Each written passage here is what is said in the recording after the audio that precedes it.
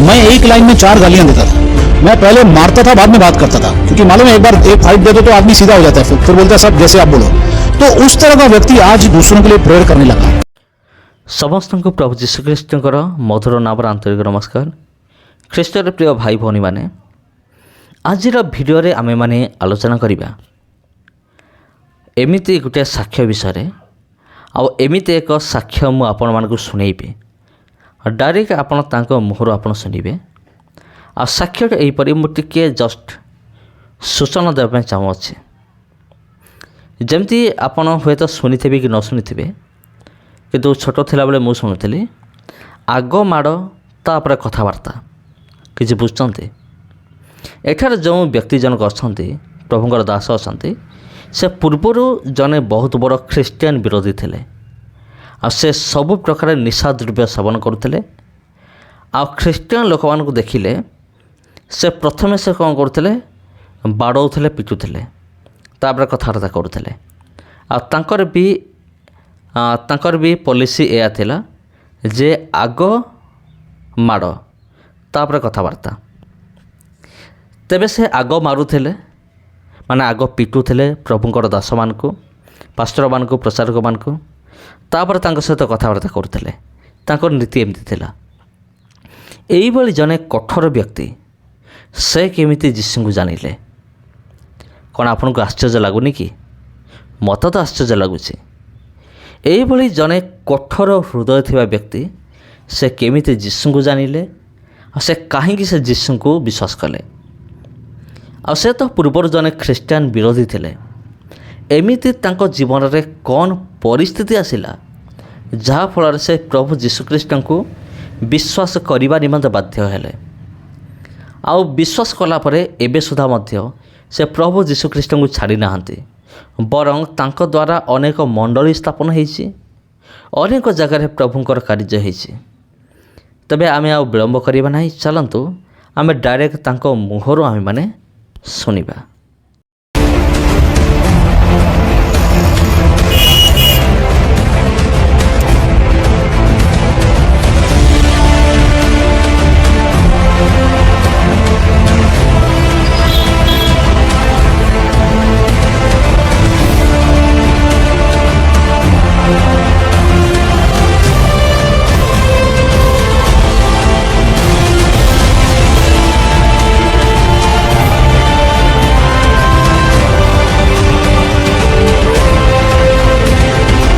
चलिए दोस्तों, आज हम आए हैं पास्टर दिनेश चावला जी के चर्च में।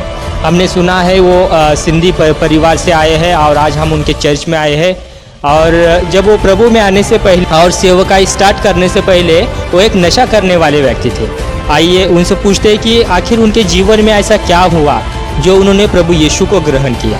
आइए सारी सच्चाई को हम जानते हैं और उनसे मुलाकात करते हैं। जय मसीह की सर। जय मसीह की भाई, कैसे हैं? आज हम आपके चर्च में आए हैं ताकि आपके बारे में हमको पता चला कि आप सिंधी परिवार से होकर प्रभु यीशु को अपनाए हैं। क्या है इसके पीछे का राज?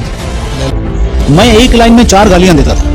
मैं पहले मारता था, बाद में बात करता था, क्योंकि मालूम है एक बार एक फाइट दे दो तो आदमी सीधा हो जाता है, फिर बोलता है सब जैसे आप बोलो।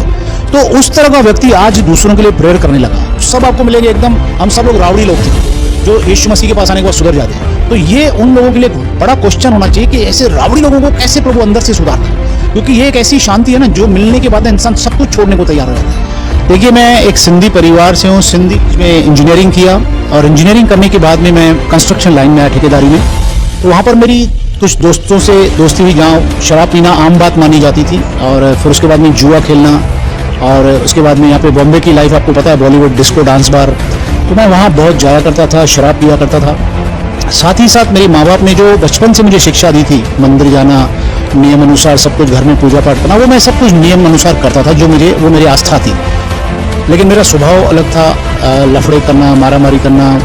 कुछ पुलिस वाले भी मेरे दोस्त हुआ करते थे और इस तरह की लाइफ थी। कभी गुस्सा आ जाए तो गुंडे वुंडे भी मेरे दोस्त थे। कभी जाता था तो वहाँ पर मेरी कज़न सिस्टर है, उसको किसी ने जादू टोना किया था, तो उसको वहाँ पर लेके आते थे। और उसको जब हमारे गुरुजी उसके लिए जो केस करते थे, उसका हैंडल करते थे, तभी वो बहुत अपने वश में नहीं रहती थी और गलत आवाज़ निकालना, चिल्लाना, बहुत ताकत आती थी उसको। तो मेरे जैसे 3-4 लोग उसको पकड़ नहीं सकते थे। तो मैं उनके घर पे गया, मेरी सगी बुआ की बेटी है, तो उनके घर पे मैं गया तो मैंने उनसे पूछा क्यों नहीं आते, तो उन्होंने कहा कि अभी बेटी हमारी ठीक हो गई है, सोनी ठीक। मैं हैरान हो गया कैसे ठीक हो गई। तो उन्होंने मुझे बताया कि हमारे बाजू में प्रेयर होती है यीशु मसीह की, तो उन्होंने बाजू वालों ने इनको कहा कि आप भी प्रेयर कराइए, हमारे यहाँ पास्टर आते हैं प्रेयर करते हैं। तो मेरी आंटी ने उनसे पूछा कि कितने पैसे लगेंगे, उन्होंने बोला पैसे नहीं लेते, प्रेयर फ्री होती है। जब प्रेयर करा तो एक ही प्रेयर में उसको काफ़ी फर्क पड़ा। उन्होंने मुझे स्टोरी बताई तो मैं गुस्सा हो गया, मैं बोला तू पागल है, ये दूसरा धर्म है, क्रिश्चियन धर्म है, ये लोग अपना धर्म बढ़ाते हैं, क्यों उनको घर पे आने, क्योंकि मैंने जैसा सुना था मैंने उनको वैसे ही गुस्सा किया। और 6 गुरु बदली करो, कोई आपको कुछ नहीं बोलेगा, लेकिन आप जैसे यीशु के पास आते हैं ना, लोग आपको गालियां देना शुरू करते हैं। के पास लोग छोड़ के नहीं गए, इस गुरु के पास भीड़ रोज बढ़ रही है, रोज लाखों लोग यीशु मसीह को ज्वाइन कर रहे हैं, यीशु मसीह के विश्वास में बढ़ रहे हैं। कैसे हो रहा है? जैसे कोई व्यक्ति घर से निकलता है उसका बाइकआउट करते हैं, गांव वाले उसको गांव से निकालने की धमकी देते हैं, हुक्का पानी बंद करने की धमकी देते हैं, मारने आते हैं, कई लोग मार खाते हैं, कई लोग जेलों में बंद है, लेकिन फिर भी यीशु मसीह को कोई छोड़ने को तैयार नहीं। भाई साहब मैं बोलूंगा आप सोचिए, रोशनी रोशनी वो बनके आया, रोशनी।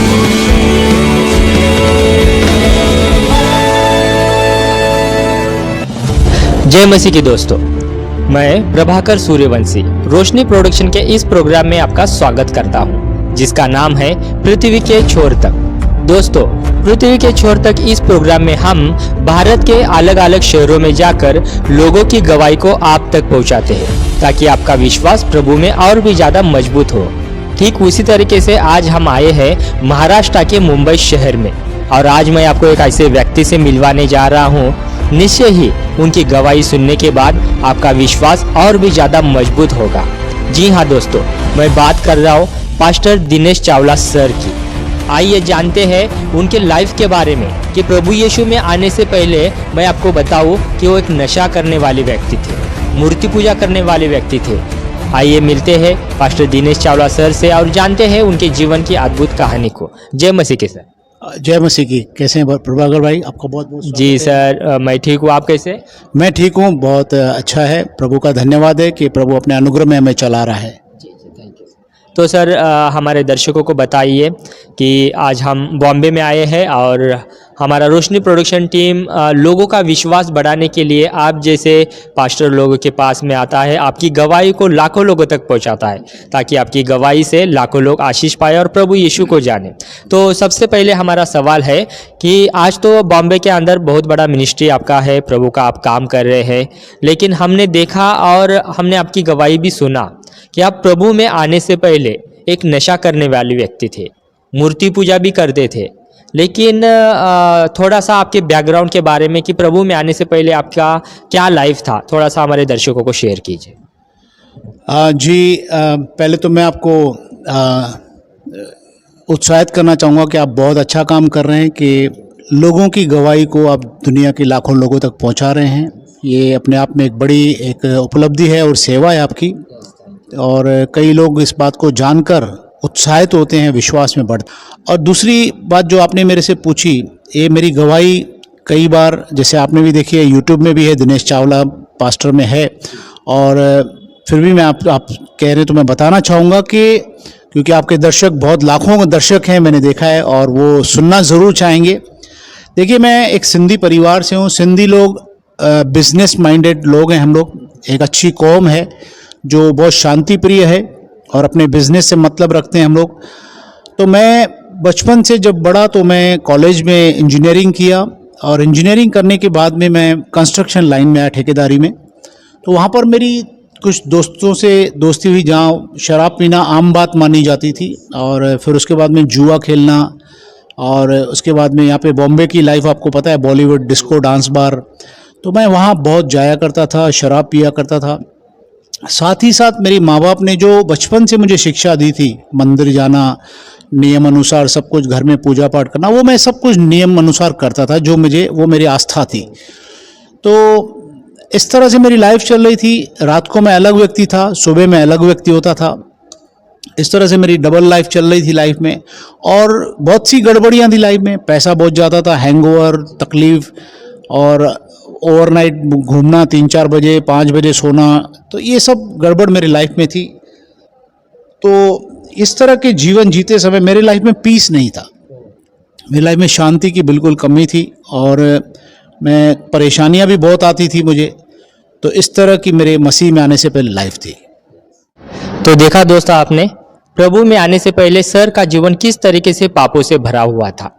वो नशा करते थे, रात के टाइम में घर आते थे, वो कैसी ज़िंदगी जी रहे उनको पता नहीं था। आइए सर से हम लोग एक दूसरा सवाल पूछेंगे। सर, जैसे कि आपने हमें बताया, हमारे दर्शकों को बताया कि प्रभु में आने से पहले आपकी लाइफ कैसी थी, पापों से भरी, नशा करते थे, दारू पीते थे, मतलब अच्छा क्या है और प्रभु यीशु कौन है आपको पता नहीं था। तो आपके जीवन में ऐसा क्या हुआ, क्या आपका ऐसा टर्निंग पॉइंट है जो आप प्रभु यीशु को जानने लगे और गलत कामों से बाहर आए?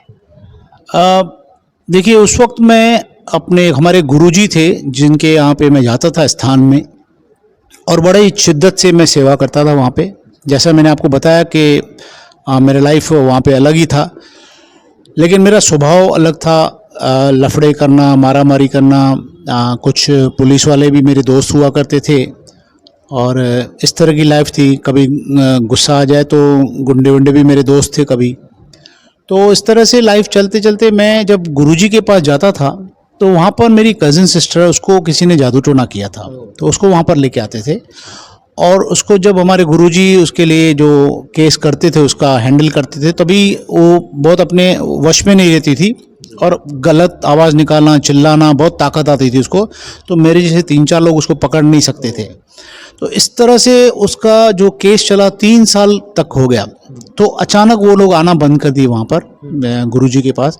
तो मैं उनके घर पे गया, मेरी सगी बुआ की बेटी है, तो उनके घर पे मैं गया। तो मैंने उनसे पूछा क्यों नहीं आते, तो उन्होंने कहा कि अभी बेटी हमारी ठीक हो गई है, सोनी ठीक हो गई है। तो मैं थोड़ा हैरान हो गया। मैं बोला कैसे, क्योंकि मैंने अपने आंखों से वो केस देखा था, इतने तड़पते हुए उसको देखा था, उसको परेशानी, दुष्ट आत्माएं जो आती थी उसके अंदर। तो मैं हैरान हो गया कैसे ठीक हो गई। तो उन्होंने मुझे बताया कि हमारे बाजू में प्रेयर होती है यीशु मसीह की। तो उन्होंने बाजू वालों ने इनको कहा कि आप भी प्रेयर कराइए, हमारे यहाँ पास्टर आते हैं, प्रेयर करते हैं। तो मेरी आंटी ने उनसे पूछा कि कितने पैसे लगेंगे। उन्होंने बोला पैसे नहीं लेते हम लोग, प्रेयर फ्री होती है, क्योंकि बाइबल में लिखा है मुफ्त दिया गया मुफ्त ले लो। तो क्योंकि इन्होंने बहुत पैसे दिए थे, कई लोग पैसे लेके गए, लूट के गए थे इनको इसके नाम से। तो इन्होंने जब प्रेयर कराया तो एक ही प्रेयर में उसको काफ़ी फर्क पड़ा। ऐसे 2-3 प्रेयर, 3-4 बार प्रेयर हुई तो वो एकदम लड़की ठीक हो गई। तो वो लोग फिर आना बंद कर दिए गुरुजी के पास। तो जब उन्होंने मुझे स्टोरी बताई तो मैं गुस्सा हो गया। मैं बोला तू पागल है, ये दूसरा धर्म है, क्रिश्चियन धर्म है, ये लोग अपना धर्म बढ़ाते हैं, क्यों इनको घर पे आने। क्योंकि मैंने जैसा सुना था मैंने उनको वैसे ही गुस्सा किया। ऐसे प्रोपोगंडा हमेशा होता है, हर जगह पर ऐसे लोग अफवाहें फैलाते हैं यीशु के बारे में, जबकि ऐसा कुछ भी नहीं है, आपको जानते ही हैं।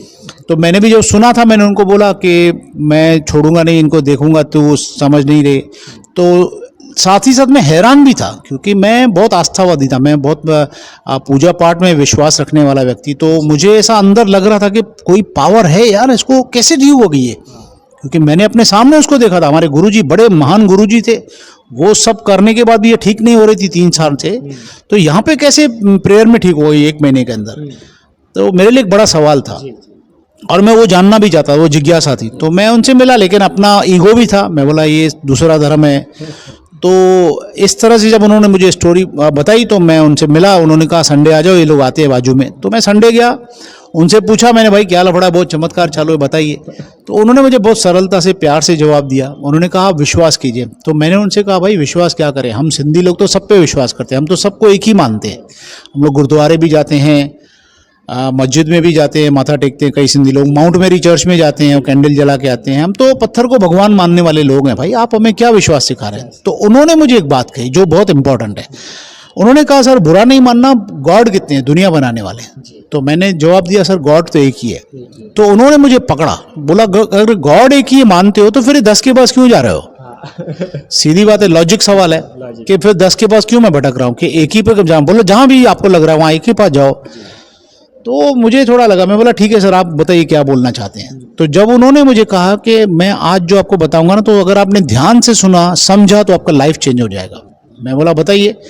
उन्होंने कहा परमेश्वर एक ही है मानते हो ना। मैं बोला हाँ यस, दुनिया बनाने वाला खुदा, परमेश्वर, गॉड, भगवान एक ही है। मैं बोला, तो उन्होंने कहा उस खुदा का, उस परमेश्वर का इकलौता पुत्र यीशु मसीह जो है ना, वो जीसस उसका इकलौता बेटा है, जो इस दुनिया में कोई धर्म जाति बनाने या बदलने के आए नहीं, क्योंकि बनाए नहीं तो बदलने का सवाल ही नहीं। क्योंकि देखिए एक एग्जाम्पल है सर, एक आदमी के अगर 4 बेटे हों तो कोई मुझे बताओ, कोई इंसान चाहता है कि उसके 4 बच्चे लड़ाई करें? अगर वो चारों में से 2 भी लड़ेंगे तो पिता को सबसे ज्यादा दुख होगा। तो जब एक इंसान नहीं चाहता कि उसके बच्चे लड़ाई करें तो परमात्मा कैसे जाएगा कि उसके बच्चे लड़ाई करें? आज तो आप दुनिया घूमते हैं, आपको पता है कि धर्म के नाम पे लोग एक दूसरे के दुश्मन बन जाते हैं, है ना? कितने दंगे होते हैं दुनिया भर में। तो कैसे परमेश्वर चाहेगा कि मेरे बच्चे धर्म बनाए और मैं बना के दूं धर्म और लड़ाई करें? ये धर्म इंसानों ने बनाया। Religion is purely man made. इंसानों ने धर्म बनाया, परमेश्वर ने इंसान को बनाया कि वो इंसान एक दूसरे से प्रेम से चाहे। तो ये जब मुझे उन्होंने बताया कि यीशु मसीह, जब परमेश्वर ने धर्म नहीं बनाया तो यीशु भी नहीं धर्म बनाया। तो यीशु, आपको पता होगा प्रभु जो मसीहत है वो यीशु मसीह के स्वर्ग जाने के बाद 300 साल के बाद हुए। तो प्रभु यीशु मसीह कोई धर्म बनाने नहीं आए, न बदलने आए। वो क्रूस पर हम सबको बचाने के लिए, हमारा उद्धार करने के लिए, जिस व्यक्ति को उद्धार चाहिए ना, जिसको लग रहा है कि मैं नाश नहीं हो जाऊं, वो उसको यीशु की जरूरत है। जो समझ रहा है कि मैं पापी हूं, मुझे गुनाहों की माफी चाहिए, उसके लिए प्योरली यीशु मसीह अवेलेबल है।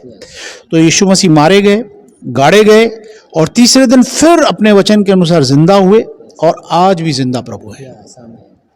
तो मुझे उन्होंने बताया, मुझे थोड़ा अजीब लगा, मैंने उनको जाने दिया। मैं बोला ठीक है आप, उन्होंने मुझे इनवाइट किया, मैंने बोला चलो अपनी बहन तो ठीक हो गई, कोई प्रॉब्लम नहीं, नुकसान तो हुआ नहीं। मैंने उनसे पूछा पैसे से लिए क्या? बोला कुछ पैसे से नहीं लिए उन्होंने, तो क्योंकि लफड़ा सब जगह पैसों का ही होता है। तो मैं बोला ठीक है पैसे तो नहीं लिए इन्होंने, तो बोले गए।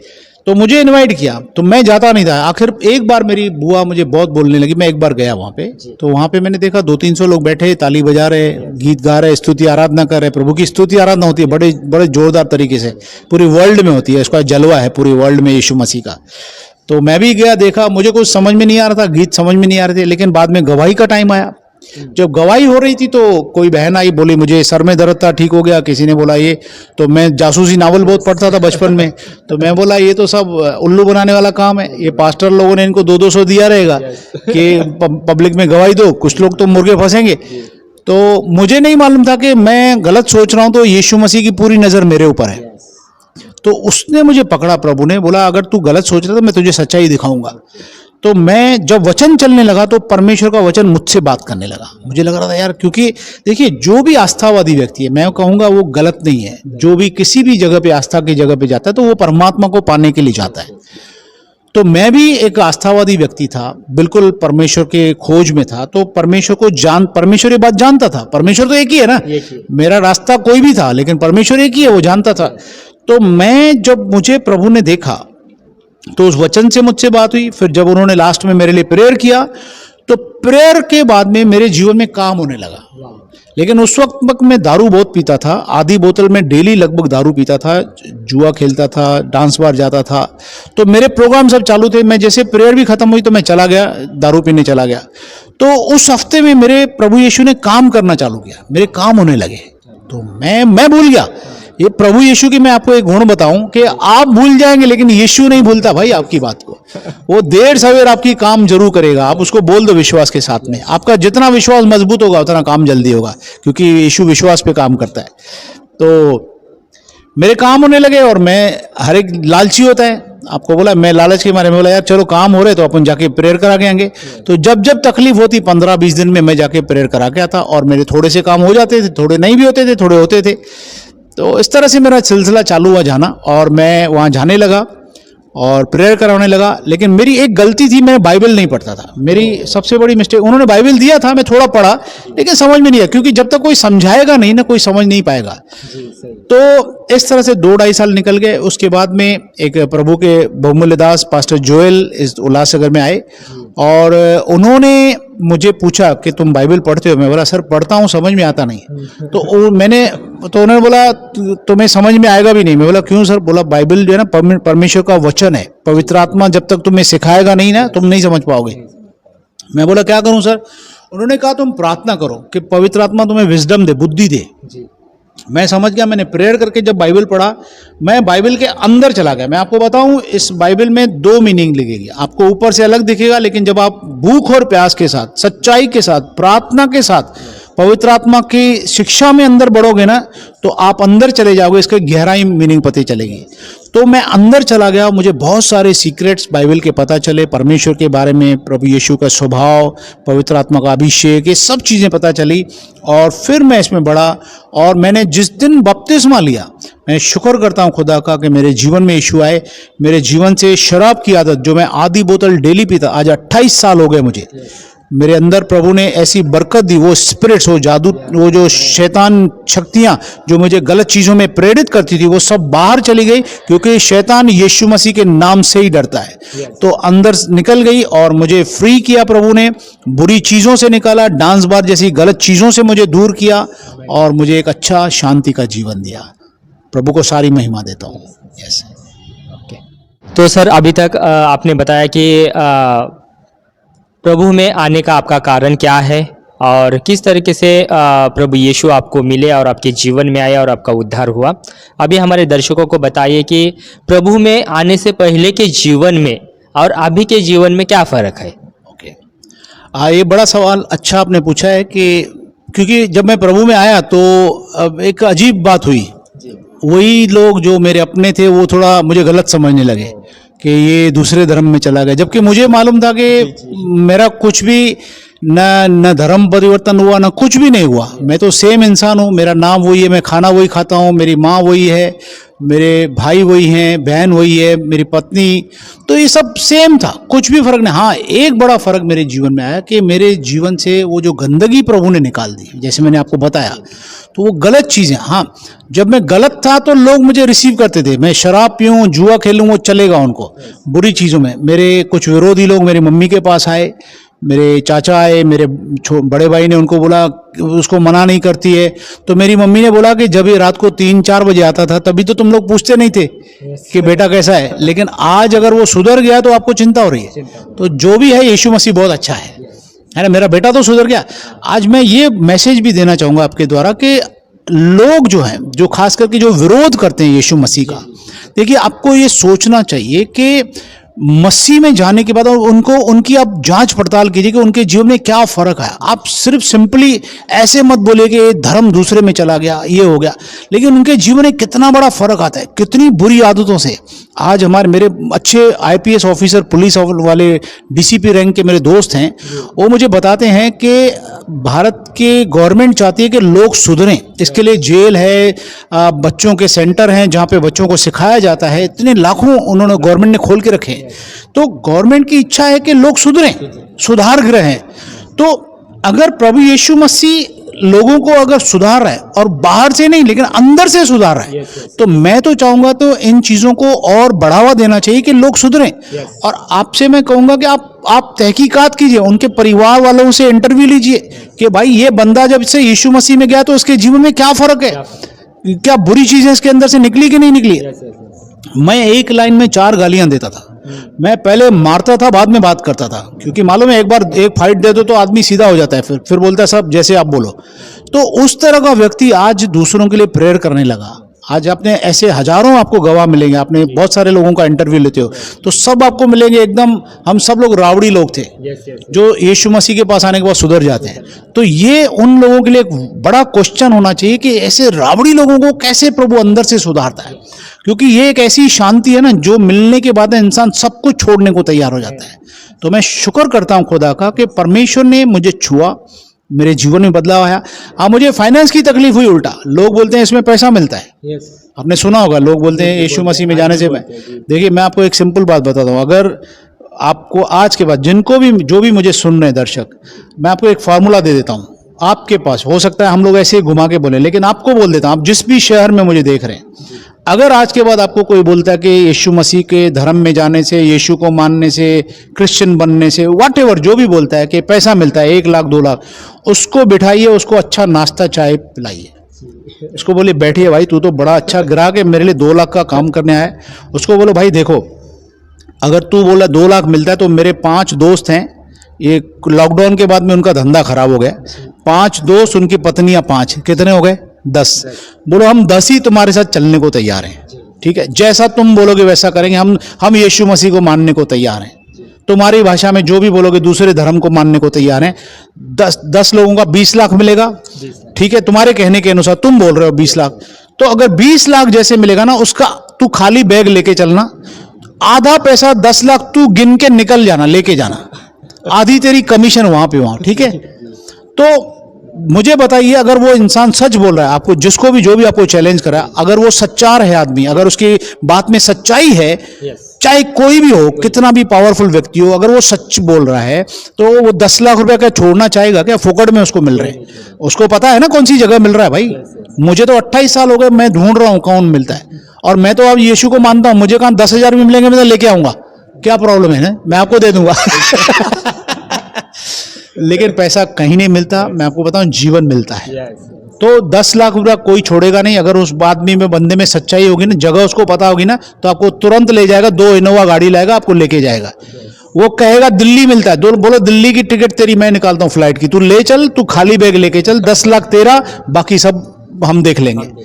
आपको गारंटी, क्योंकि मैं कॉन्फिडेंस इसलिए बोल रहा हूं, मैंने 300 से ज्यादा लोगों को चैलेंज किया आज तक, मेरे इतने 28 सालों में, किसी ने जवाब नहीं। उसके बाद में उनका मुंह बंद हो जाता है, क्योंकि अफवाहें हैं, अफवाहों की कोई सच्चाई नहीं होती है, ये लोग ऐसे ही बोलते हैं। ये एक टारगेट है, शैतानी शक्तियां ये चाहती हैं कि लोग यीशु के पास नहीं जाएं। आप किसी भी गुरु को मानो, एक गुरु को छोड़ के दूसरे गुरु के पास जाओ, तीसरे के पास जाओ, 6 गुरु बदली करो, कोई आपको कुछ नहीं बोलेगा। लेकिन आप जैसे यीशु के पास आते हैं ना, लोग आपको गालियां देना शुरू करते हैं। ये बात प्रभु यीशु ने खुद वचन में कही है। मत्ती रचित सुसमाचार 5 अध्याय के 11 वचन में यीशु ने कहा, धन्य हो तुम जब लोग मेरे कारण तुम्हारी निंदा करें। मतलब यीशु को मानने से लोग हमारी निंदा करेंगे, यीशु ने पहले बोला है। प्रभु यीशु ने कहीं प्रॉमिस नहीं किया कि तू आएगा तो मर्सिडीज गाड़ी दूंगा मैं पहले, लेकिन प्रभु ने ओपन कहा। मुझे बताइए, आज अगर एक गुरु सत्संग करे अपना, और सत्संग में माइक पे बोले, 1 लाख चेले बैठे हैं उसके, वो बोले, बंदे अगर तू मेरे सत्संग में आएगा तो तेरा नाम खराब हो जाएगा, लोग तेरी निंदा करेंगे, तुझे गालियां देंगे, तो मुझे बताओ कौन जाएगा उसके सत्संग में? कोई नहीं जाएगा। बिल्कुल लॉजिक है। लेकिन यीशु मसीह साहब ने, ऐसे सतगुरु है हमारे, जिन्होंने न सिर्फ बोला लेकिन राइटिंग में दिया है। उनकी बिलियंस कॉपियां बिकती हैं बाइबल, आज भी दुनिया में डिमांड है बाइबल की। ऐसे वाले बाइबल हमें नहीं मिलते, हमने ऑर्डर किया हुआ है। स्टडी बाइबल हमें नहीं मिल रहे हैं, 500 पीस हमने ऑर्डर किया हुआ है, 2 साल हो गए नहीं मिल रहे। तो बाइबल की डिमांड है, उसमें हमारे प्रभु ने, सतगुरु ने राइटिंग में दिया कि तू यीशु को जिस दिन से मानेगा, लोग तेरी निंदा करेंगे, लोग तेरे बारे में झूठ बोलेंगे, और कहा तब तुम आनंदित और मगन होना। और आज मैं बोलता हूं, ये ऐसे गुरु के पास लोग छोड़ के नहीं गए, इस गुरु के पास भीड़ रोज बढ़ रही है। रोज लाखों लोग यीशु मसीह को ज्वाइन कर रहे हैं, यीशु मसीह के विश्वास में बढ़ रहे हैं। कैसे हो रहा है ये? राइटिंग में दे, और वो हो भी रहा है। जैसे कोई व्यक्ति घर से निकलता है उसको बाइकआउट करते हैं, गांव वाले उसको गांव से निकालने की धमकी देते हैं, हुक्का पानी बंद करने की धमकी देते हैं, मारने आते हैं, कई लोग मार खाते हैं, कई लोग जेलों में बंद हैं, लेकिन फिर भी यीशु मसीह को कोई छोड़ने को तैयार नहीं। भाई साहब, मैं बोलूंगा आप सोचिए, इस बात पे सोचना जरूरी है, क्योंकि जब एक उद्धार की जीवन मिल गया ना, उसके बाद में हमें सब कुछ फीका लगता है। आज लोग क्यों मरने को, मारने को तैयार हो गए? क्यों वो कितना भी दुख सहने को तैयार हो गए? क्योंकि उनको मालूम है कि हमें जो मोती मिला है ना, वो सबसे कीमती है।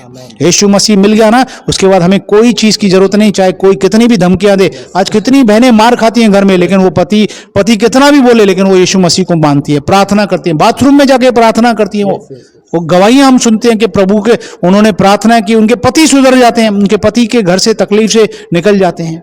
तो कहने का मतलब ये है कि यीशु मसीह कोई धर्म नहीं है, लेकिन यीशु मसीह सच्चाई है। यीशु मसीह जीवन बदलने आया, हमारा धर्म बदलनी है। क्योंकि धर्म तो हर एक का आस्था है, सब धर्म अच्छे हैं, हम रेस्पेक्ट करते हैं सारे धर्मों की, लेकिन सबसे बड़ी इंपॉर्टेंट चीज है उद्धार पाना, और यीशु मसीह उद्धार करता। आज अगर आप किसी जगह पर एक खाने की चीज बांटते हैं तो कितनी लाइन लग जाती है। आप 100 रुपये बांटिए, 10,000 लेके खड़े रहिए, 100 का नोट बांटिए, आप देखिए कितनी भीड़ जमा हो जाएगी। अगर पैसे मिलते तो आज कोई कलीसिया खाली नहीं रहती, भीड़ की भीड़ होती। हाँ, कितनी करोड़ों कलीसियाएं हो जाती। लेकिन आज मैं देखता हूँ कई प्रभु के दास हैं जिनके पास साइकिल है, जो सच्चाई से सेवा करते हैं। कई प्रभु के दास पास्टर लोग भाड़े पे रहते हैं।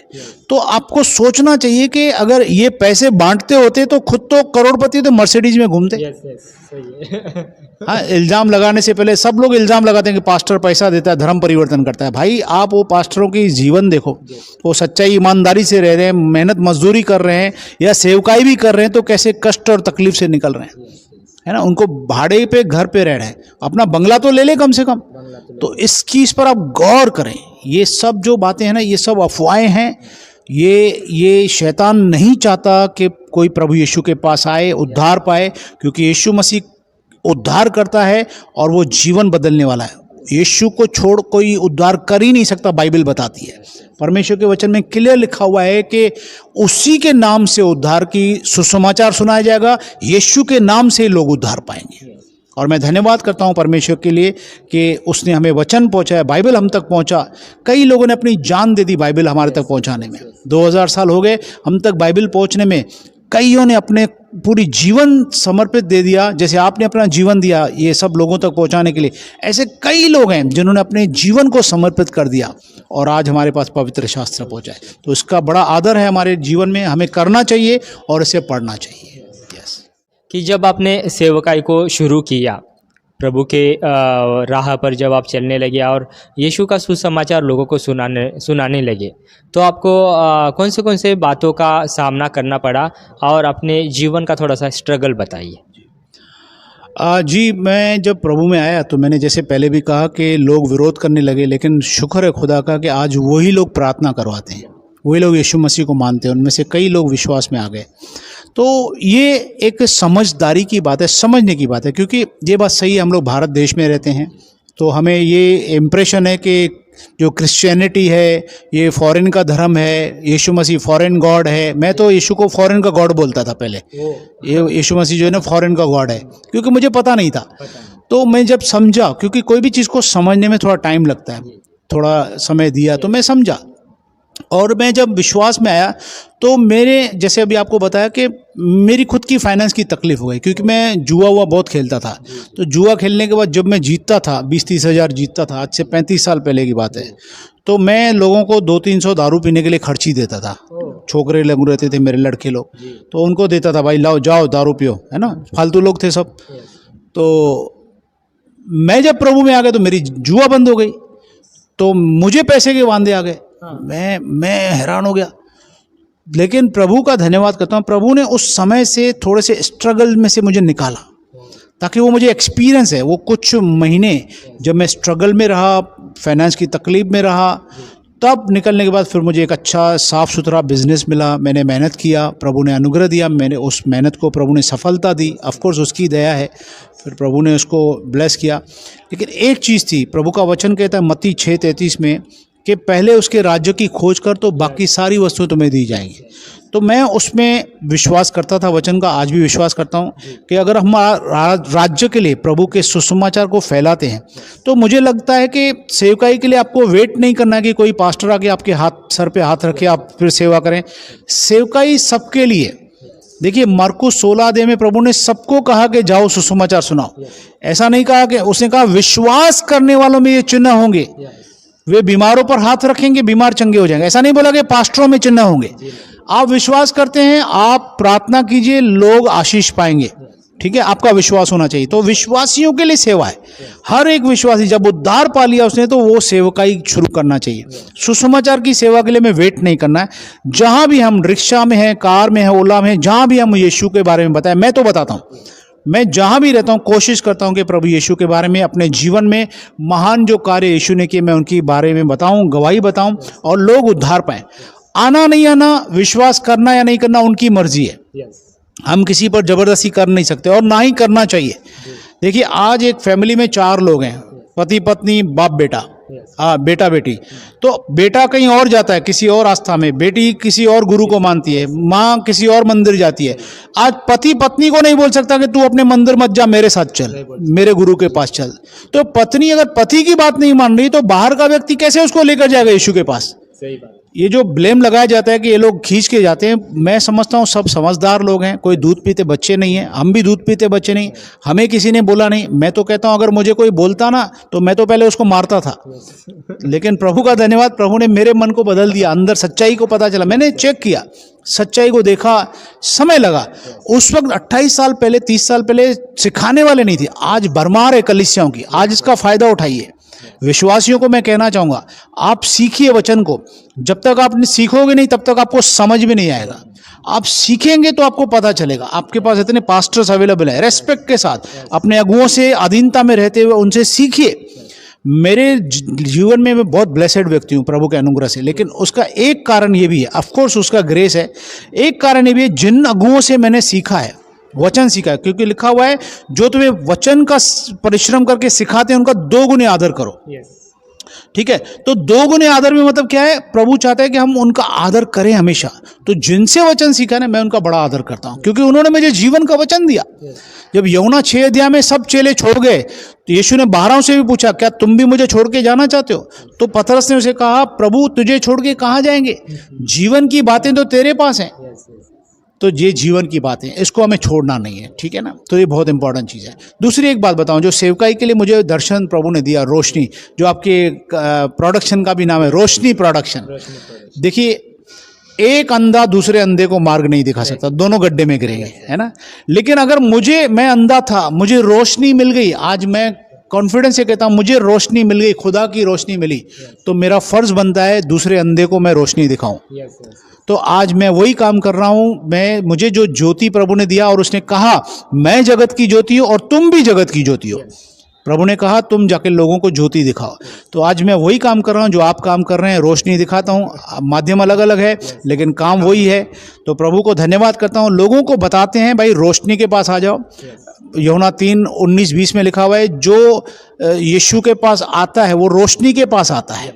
तो यीशु रोशनी है, तो रोशनी में आने के बाद ही हमें अंधकार के काम प्रकट होते हैं। अरे भाई मैं तो अंधकार में था, पहले आपको समझ में नहीं आएगा, आप जिसमें भी हो। मुझे जुआ अच्छा लगता था, व्यभिचार अच्छा लगता था, डांस बार अच्छा लगता था, लेकिन जब मैं रोशनी में आया, मैं अंधकार से रोशनी में लाया। यीशु मसीह ये करता है, वो अंधकार से मैं रोशनी में लाता है। नहीं तो यही व्यक्ति, यही जुबान है, 4 गाली निकलती थी एक लाइन में।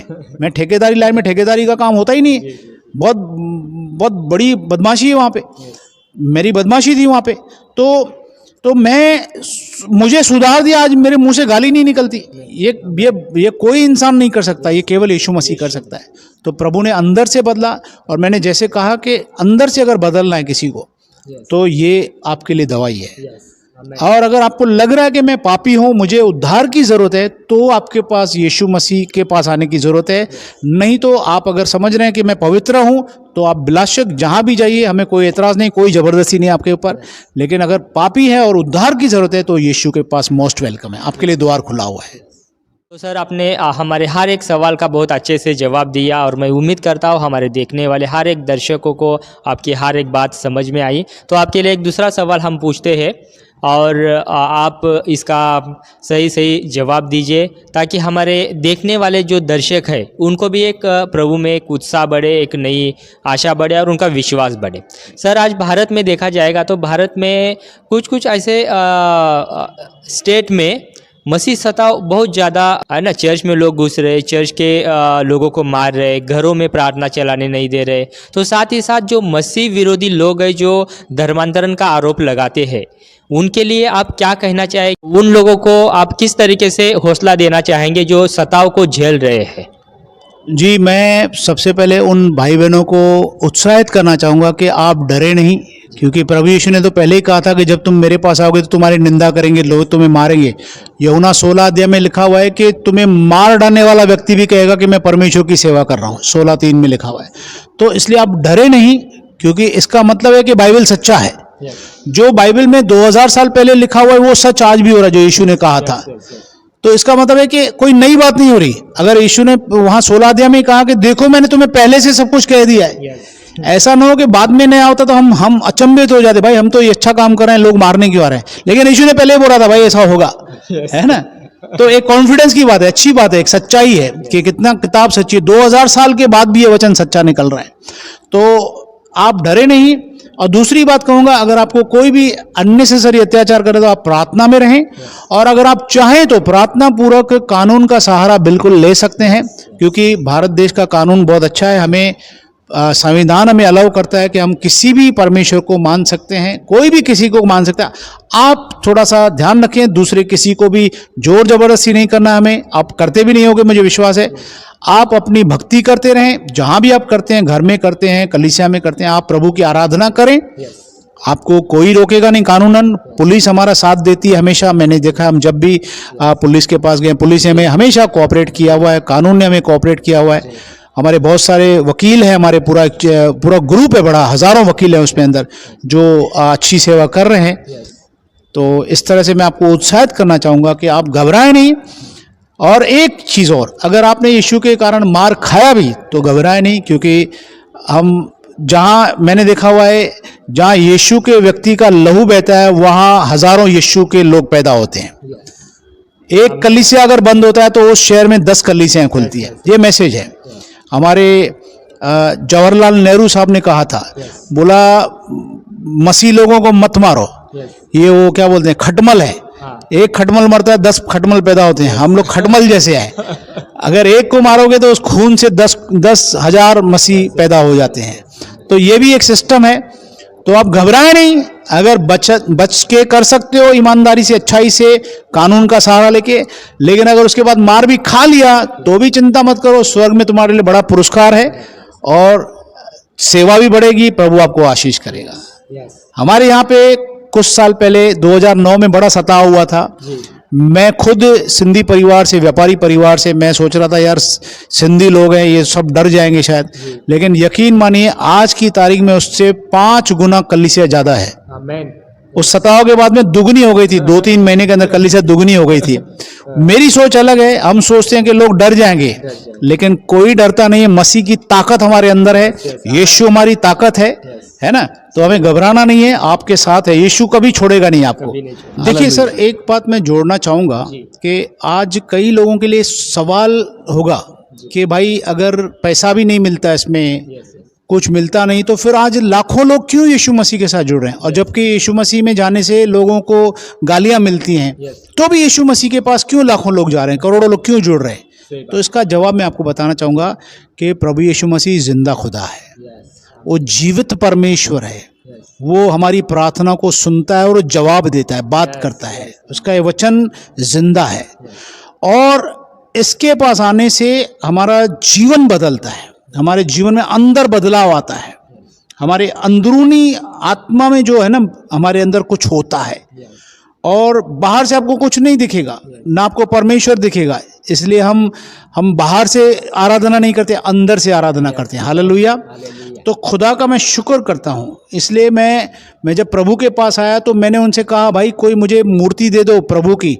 बोला मूर्ति में नहीं रहता परमेश्वर, बाइबल बताती है परमेश्वर हमारे दिल में रहना चाहता है ना।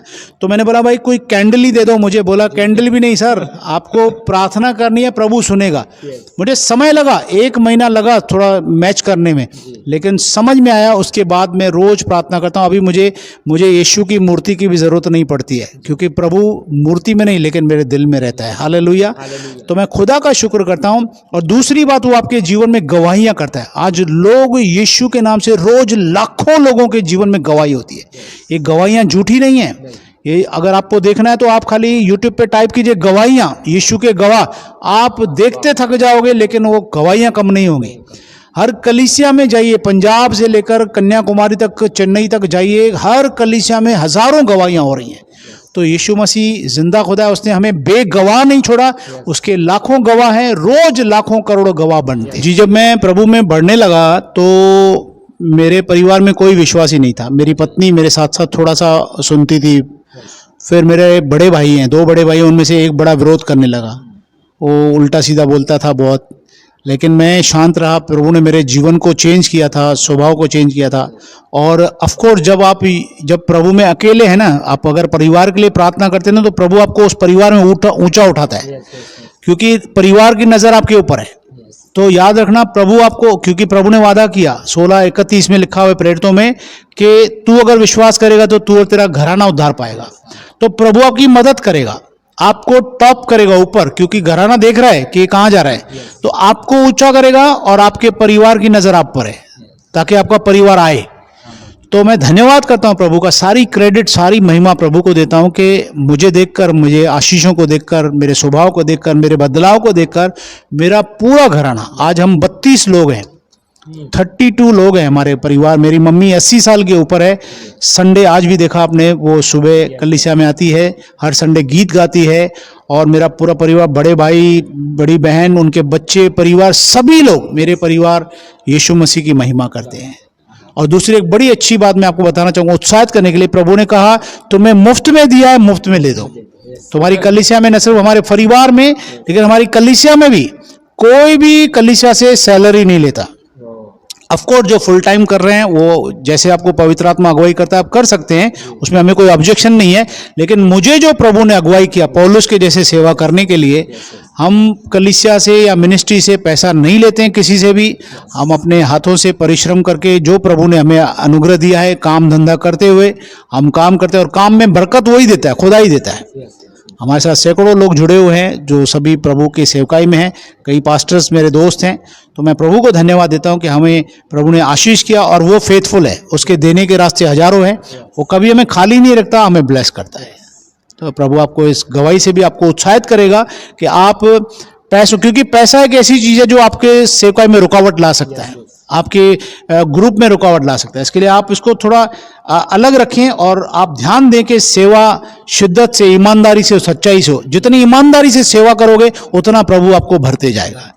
और दूसरी बात मैंने देखी है, जो व्यक्ति गरीबों को खाना खिलाते, कंगालों को, उनका कभी डब्बा खाली नहीं रहता। मैं अभी आपको सबके सामने बोल देता हूँ, लाखों लोगों को बोले, आप गरीबों को, कंगालों की शुद्धि लीजिए, खाना खिलाइए, आपका डब्बा कभी खाली नहीं होगा। जी, मैं आपको बताना चाहूँगा, बड़े खुशी से बताना चाहूँगा कि आज मसीह का काम छुपके नहीं हो रहा है।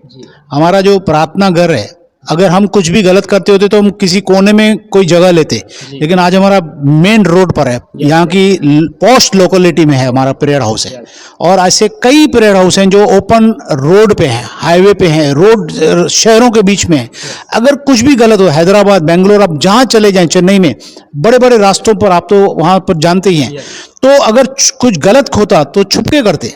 लेकिन आज मसीह के पास में बड़े बड़े लेवल के लोग, कॉरपोरेट लोग, पॉलिटिशियंस लोग, पुलिस डिपार्टमेंट से, कई डिपार्टमेंट से, कई गवर्नमेंट अधिकारी लोग यीशु मसीह को मानते हैं। तो मैं आपको बताना चाहूँगा, मेरे एक मित्र हैं आचार्य विकास मसीह साहब, उनका यूट्यूब पे भी है आचार्य विकास मसीह, वो बहुत बड़े पंडित हुआ करते थे। आप उनकी गवाही सुनिए, अगर आपको समय है तो आप जरूर देखिए उसमें। तो उनको प्रभु ने छुआ और आज वो बड़े प्रचारक हैं प्रभु के। तो ऐसे हजार, और उनके साथ में जो टीम है, उनके पास बड़े बड़े अधिकारी आते हैं, बड़े बड़े गवर्नमेंट अधिकारी उनके कलीसिया के मेंबर हैं। हमारे पास बड़े बड़े लोग आते हैं। तो क्यों आते हैं? क्या उनको कोई जरूरत है? उनको परमेश्वर की जरूरत है। कोई भी हो, छोटा हो बड़ा हो व्यक्ति, उसको पीस, उसको शांति चाहिए, उसको उद्धार चाहिए। और यीशु मसीह हमें उद्धार और शांति देने आया। तो हमें, अगर यीशु मसीह आपको बुलाना चाहता है, आपसे प्यार करता है, अगर आपको उद्धार चाहिए, शांति चाहिए, तो यीशु मसीह के पास जरूर आए। God bless you. प्रभु आपको बहुत आशीष करे सर। भाइयों बहनों, मैं प्रभु का धन्यवाद करता हूँ एक बार फिर से प्रभाकर जी को और रोशनी प्रोडक्शन को मैं बहुत ही रिगार्ड्स देना चाहूँगा, धन्यवाद देना चाहूँगा कि आप लोग यहाँ पर इतनी दूर से आए और अपना समय दिया, हमें एक मौका दिया कि हम अपनी गवाही और अपनी बातों को लोगों के सामने रख सकें। और बहुत अच्छा काम कर रहे हैं। इसका प्रतिफल आपको प्रभु वहाँ स्वर्ग में भी देगा और यहाँ पर भी आपको प्रभु ने फलदायी रखा है। और मैं चाहूँगा कि जितने भाई बहन जिनकी गवाही है, ऐसी अच्छी अच्छी गवाही आपके जीवन में, तो छुपाइए मत। आप किसी गांव में हैं, अगर आपको लग रहा है कि मेरी गवाही लोगों तक पहुंचनी चाहिए, तो आप यहाँ पर स्क्रीन में नीचे नंबर हैं, आप ज़रूर हमारे भाइयों से कांटेक्ट कीजिए, रोशनी प्रोडक्शन में फ़ोन लगाइए, ये आपके तक पहुँचेंगे। आपको कुछ खर्चा करने की ज़रूरत नहीं, ये आपके पास आएंगे और आपकी गवाही लेंगे और लोगों तक पहुँचाएंगे। तो मैं बहुत धन्यवाद दूंगा कि आपके माध्यम से मेरी गवाही, मेरी बातें लोगों तक पहुंच रही है और प्रभु इसे आशीष करे। और मैं चाहूँगा कि सभी को, सारे भारतवासी, हमारे अच्छे हमारे भाई बहन हैं, उन सबको मैं रिगार्ड्स देना चाहूँगा, उनके लिए दुआएं करते हैं। हम भारत देश के लिए दुआ करते हैं कि सभी पर प्रभु का अनुग्रह हो और सभी का उद्धार हो जाए। प्रभु आप सबको आशीष करें। God bless you. Thank you. धन्यवाद सर, थैंक यू। आपने अपना कीमती समय हमारे टीम को दिया और मैं उम्मीद करता हूँ कि आपकी गवाही से हमारे देखने वाले हर एक व्यक्ति बहुत आशीष पाए हैं। बहुत सारी बातें आपने उनको सिखाया, इसलिए मैं आपको धन्यवाद कहता हूँ। और देखने वाले सभी दर्शकों को मैं कहना चाहूँगा कि सर के जीवन में किस तरीके से प्रभु यीशु ने अद्भुत गवाही बनाकर रखे थे और सर उस गवाही को छुपा कर नहीं रखे, वरन उस गवाही को रोशनी प्रोडक्शन के माध्यम से आप तक पहुंचाए, ताकि उनके गवाही से आप आशीष पाए और प्रभु यीशु को जाने। ठीक उसी तरीके से यदि आपके जीवन में भी गवाही हो तो देर ना करें, स्क्रीन पर दिए हुए नंबर पर कॉल करें। जल्द ही हमारी रोशनी प्रोडक्शन टीम आपके पास पहुंच जाएगी। धन्यवाद।